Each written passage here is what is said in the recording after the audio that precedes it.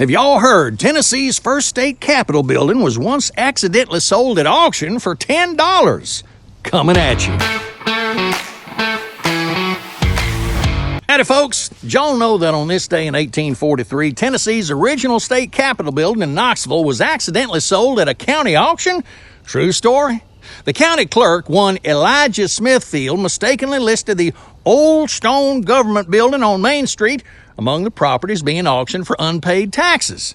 Local farmer Jeremiah Tucker thought he was getting the bargain of a lifetime when he bid $10, and nobody challenged him. When Noel Tucker showed up the next day with a wagon full of his belongings, he found very confused government officials inside.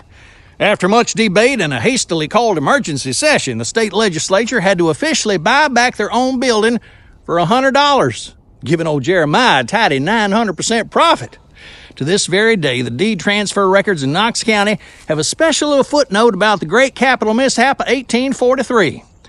As my granddaddy used to say, even the government needs to read the fine print. Hey, y'all, today is National Mint Julep Day. There ain't nothing more southern than this classic bourbon cocktail served up in a frosty silver cup. The mint julep became the official drink of the Kentucky Derby all the way back in 1938. But Southerners have been enjoying this refreshing concoction since the late 1700s. Did y'all know that Virginia Senator Henry Clay introduced the mint julep to Washington, D.C. at the Round Robin Bar in the Willard Hotel? He was such a fan that he once said, "Who has not tasted one has lived in vain." My great-uncle Beauregard was famous for his secret julep recipe, which he claimed contained mint grown on moonlight. Only ground. When asked what that meant, he'd wink and say, "Boy, that's mint that ain't never seen the tax man's daylight." Make of that what you will.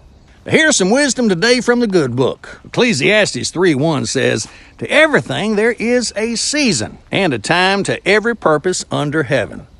Now, when I was growing up, my mama used this verse like it was going out of style. When I wanted to go swimming in March, "There's a season for everything, child." When I wanted Christmas presents in July, "There's a time for every purpose, honey."